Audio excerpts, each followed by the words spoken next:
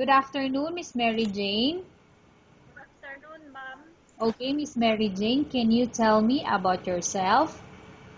I am Mary Jane Dumape Masarate, ma'am. And I have 4 children, ma'am. Okay, I have few questions for you to answer, so let's start. Why do you want to work as a maid? Work a maid, ma'am, because I want to help my family in their financial needs. And I want also to help my children for their education, ma'am. Why you choose Malaysia when there is a lot of other country? I choose Malaysia, ma'am, because Malaysia is near in the Philippines. And I know that Malaysia is an Asian country, which is like in the Philippines, ma'am. Okay, how are you qualified for this job? I am very much qualified for this job, ma'am, because I am honest, hardworking, industrious, and very respectful, ma'am. Okay, may I know what is your education level is? My education level, ma'am, is I was gone to college, second year level in college, ma'am. Okay, what is your recent working experience? My recent working experience, ma'am, is I am an attendant in a computer shop, ma'am. Okay, have you worked abroad before? No, ma'am. Do you have experience of taking care of baby? Yes, ma'am. And whose baby you are taking care of? My baby mom. When I gave birth, I'm the one who took care of her. Okay, how about elder or older people? Do you have the experience? I have experience, ma'am, because when my aunt got sick, I'm the one who took care of her when she's bedridden with the sickness of cancer, ma'am. Okay, so how old that time your auntie that you took care? My aunt is 63 years old then, ma'am. Okay, do you have any other special skills? There is, ma'am, Okay, can you tell me what are those special skills do you have? like cooking, doing doing household chores, ma'am, Okay, and only this I mean your special skills. ma'am, Only that doing the household works are your special skills. I can do more, ma'am, Like, and I'm willing to learn, ma'am. okay, are you willing to learn new skills? Yes, ma'am. Are you willing to work at a family where the mother-in-law or any relative stay together?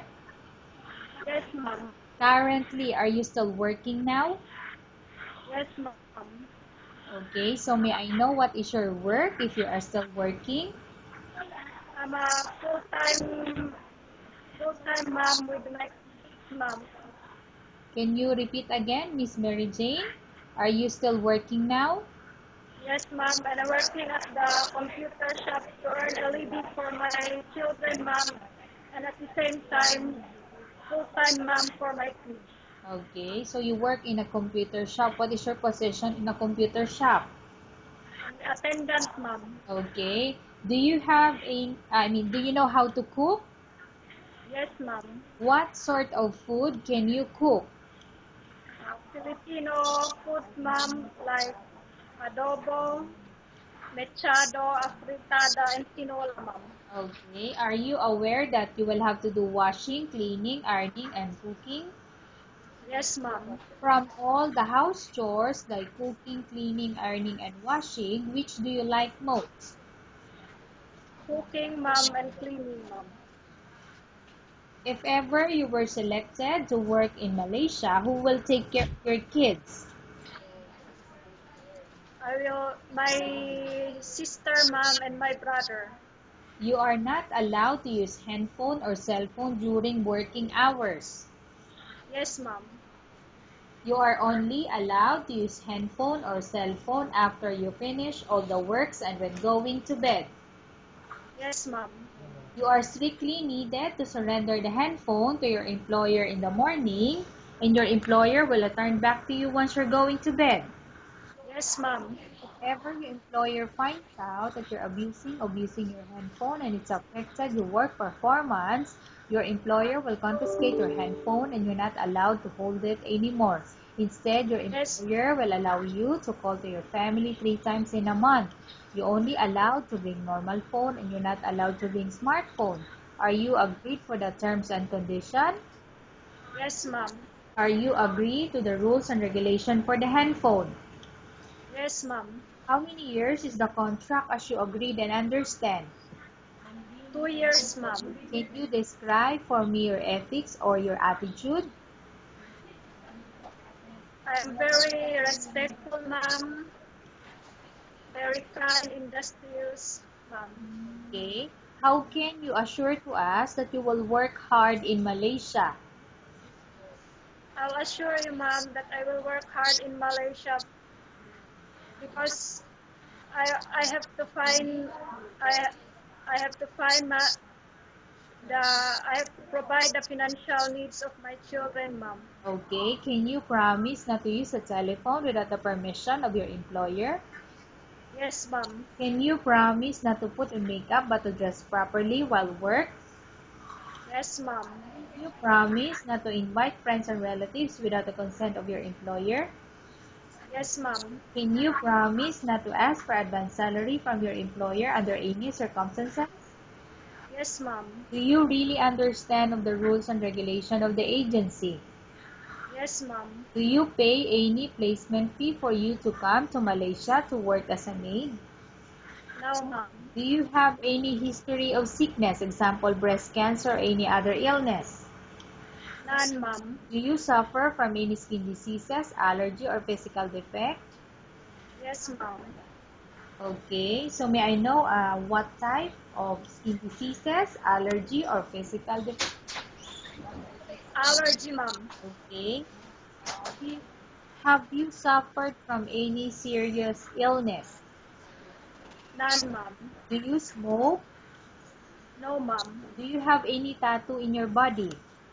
No, ma'am. Do you take any prohibited drugs before? No, ma'am. Have you undergone any operation or surgery? No, ma'am. Are you medically fit? Yes, ma'am. Okay. Are you in any medication? None, ma'am. Are you allergic with any food? Yes, ma'am. Okay. Can you tell me what are those food you are allergic? I am allergic with seafoods, ma'am. Okay. Like for example, Like, for example, shrimps. and Like, crabs. yes, ma'am. Okay. Are you prepared to work for the employer of any race? Yes, ma'am. Are you prepared to eat the type of food taken or given by your employer? Yes, ma'am. Are you afraid of being left alone in the house? No, ma'am. Are you afraid of dogs or other pets? No, ma'am. Can you promise to work according to instruction from your employer? Yes, ma'am. Do you have any immediate family working in Malaysia? None, ma'am. Okay, Miss Mary Jane, we have finished our question section. Let's go to case study. I have a case study for you and I want you to answer me truthfully. Upon arrival in Malaysia within 6 months, if ever any of your family members pass away, what will you do? Will you continue to work till finish your contract or you will go back? I will finish my contract, ma'am, because this is what I promised in the agency, ma'am. Okay. Tell us about yourself and why do you want to work in Malaysia as domestic helper? I am willing to learn, ma'am. I am very respectful, and obedient. So I am willing to work there in Malaysia, ma'am. Okay. Miss Mary Jane, what do you want to tell to your employer who's watching your video? Ma'am, sir, please choose me because I want to help my family here in the Philippines. And I'm willing also to obey your rules and regulations there, ma'am. Sir. Okay, thank you very much, Miss Mary Jane. We will update your agency if selects by the employer. Yes, ma'am. Okay.